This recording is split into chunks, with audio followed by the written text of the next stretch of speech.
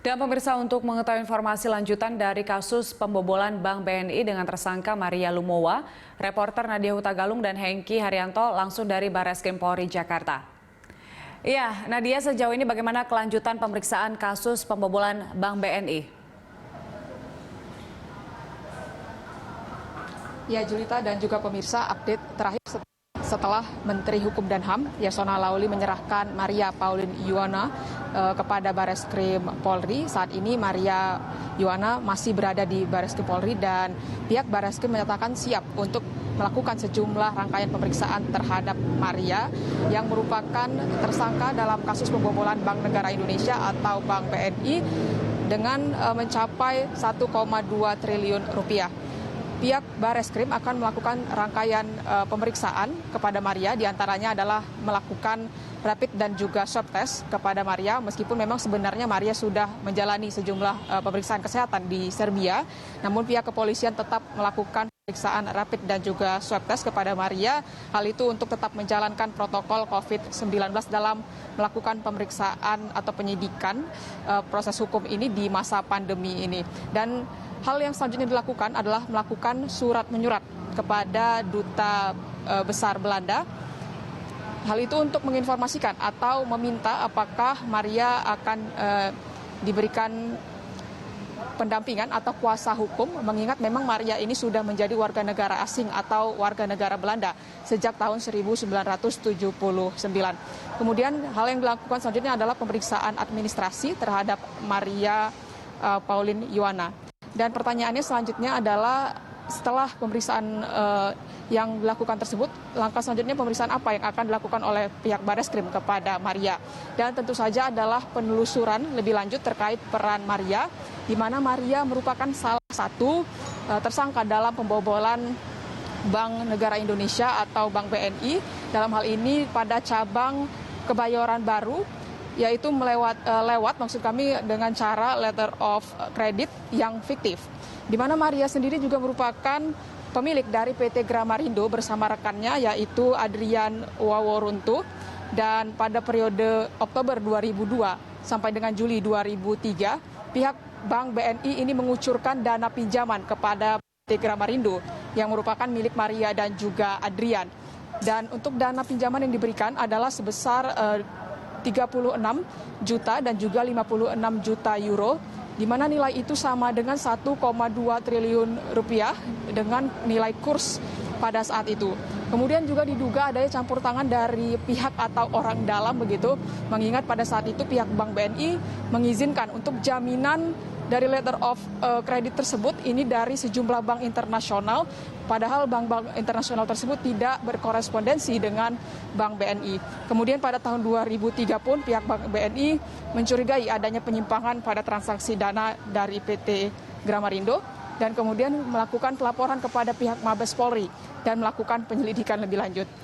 Dan pada saat itu didapati bahwasanya PT Gramarindo ini tidak melakukan ekspor atau aktivitas sesuai dengan pernyataan yang diberikan saat melakukan letter of credit tersebut. Sehingga pada tahun 2003 pun, tepatnya 1 bulan sebelum Maria akan dijadikan tersangka oleh pihak Mabes Polri, Maria sudah terlebih dahulu melarikan diri atau kabur ke Singapura pada tahun 2003. Selanjutnya pada tahun 2010 dan juga 2014, yaitu sebanyak 2 kali pemerintah Indonesia juga sudah mengajukan permintaan untuk mengekstradisi Maria dari pada saat itu pemerintah kerajaan Belanda merespon dengan penolakan dan memberikan opsi agar Maria menjalani proses hukum di Belanda.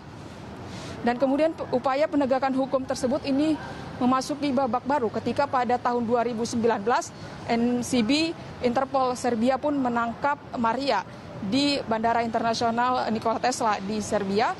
Hal itu, penangkapan itu dilakukan karena sebelumnya sudah ada red notice begitu yang diterbitkan pada tahun 2003 silam.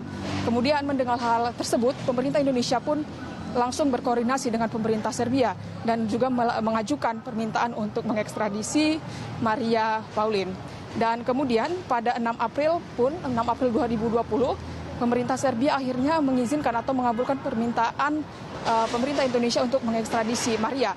Sehingga kemarin pada hari Kamis kemarin 9 Juli 2020 Menkumham Yasona Laoly pun akhirnya memimpin delegasi timnya untuk melakukan penjemputan terhadap Maria Pauline Yuwono dan melakukan pemeriksaan di Indonesia. Update terakhir terkait daripada kondisi dari Maria sendiri, sempat dikatakan kondisinya kurang fit karena mengalami jet lag begitu. Dan sampai saat ini Maria masih diizinkan untuk beristirahat sembari juga menunggu hasil swab test yang memang belum keluar. Sementara itu pernyataan dari Menteri Koordinator Bidang Politik, Hukum dan Keamanan Mahfud MD juga menyatakan bahwasanya akan memberikan hak-hak asasi kepada Maria saat menjalani proses hukum di Indonesia. Sementara kembali ke Anda, Julita. Iya, Nadia, apakah sejauh ini ada informasi terkait dengan ada pihak lain yang mungkin terlibat dalam kasus ini?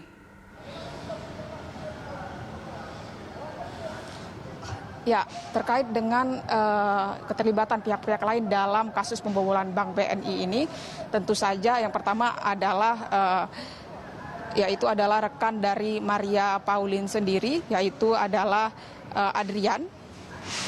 Begitu, di mana Adrian ini juga merupakan salah satu pemilik dari PT Gramarindo. Namun Adrian sendiri ini sebenarnya sudah ditangkap oleh pihak kepolisian, yaitu pada tahun 2004 di Sumatera Utara, dan kemudian setelah diproses pihak Pengadilan Negeri Jakarta Selatan sudah menetapkan Adrian Wawuruntu untuk diberi hukuman kurungan penjara seumur hidup. Kemudian selain dari Adrian Wawuruntu sendiri, ada sejumlah orang yang juga sudah dijadikan tersangka. Salah satunya juga adalah beberapa penjabat yang menjabat di Bank BNI cabang Kebayoran Baru pada tahun itu, dan mereka pun sudah diberikan hukuman penjara serta juga sanksi yang berbeda-beda. Selain itu, Julita dan juga pemirsa, kasus pembobolan bank ini juga melibatkan 2 purnawirawan, yaitu diantaranya adalah Kabareskrim Polri yang menjabat pada tahun 2004-2005, yaitu adalah Komjen Purnawirawan Suyitno Landung, di mana Suyitno Landung juga sudah diberikan hukuman kurungan penjara selama 1,5 tahun dan juga denda 50 juta rupiah. Kemudian yang kedua adalah Direktur 2 Ekonomi khusus Bareskrim Mabes Polri, yaitu adalah Brigjen Purnawirawan Samuel Ismoko, dan Samuel Ismoko juga sudah dipenjara selama 1 tahun 8 bulan dengan denda 50 juta rupiah. Dan nantinya dengan adanya pemeriksaan ini tentu saja memungkinkan untuk memunculkan nama-nama baru, mungkin untuk dijadikan saksi ataupun juga menjadi tersangka baru dalam kasus pembobolan Bank BNI yang mencapai senilai 1,2 triliun rupiah. Dan ekstradisi ini berhasil dilakukan tentunya karena adanya hubungan baik antara Indonesia dan juga Serbia, di mana melihat catatan histori memang Indonesia pernah membantu Serbia ketika terjadinya konflik. Julita. Baik Nadia, terima kasih untuk informasinya. Selamat bertugas kembali. Pemirsa, laporan dari reporter Nadia Hutagalung dan Hengki Haryanto langsung dari Bareskrim Polri Jakarta.